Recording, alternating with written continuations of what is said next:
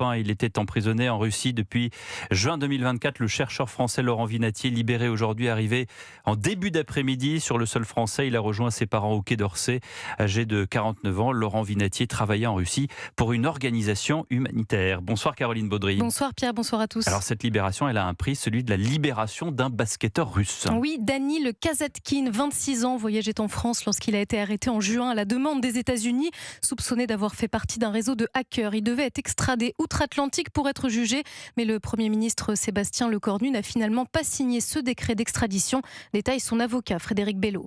De ce que nous comprenons, Danil Kazatkin a été réveillé cette nuit à 3 heures du matin par les services français qui l'ont amené en avion en Russie, où il a été échangé physiquement devant l'avion avec monsieur Vinatier, qui lui est monté dans l'avion et qui est rentré en France. Il est en bonne santé. Un immense soulagement, une très grande joie, parce que Laurent Vinatier risquait 20 ans de prison pour espionnage, des faits pour lesquels nous considérons qu'il est innocent. Le chercheur français défendu par ce même avocat apparaît sur une vidéo publiée par le service de sécurité russe. On le voit quitter un centre de détention sous la neige chargé d'un grand sac, puis monter dans ce petit avion. Toujours selon le FSB, Laurent Vinatier a été gracié par Vladimir Poutine.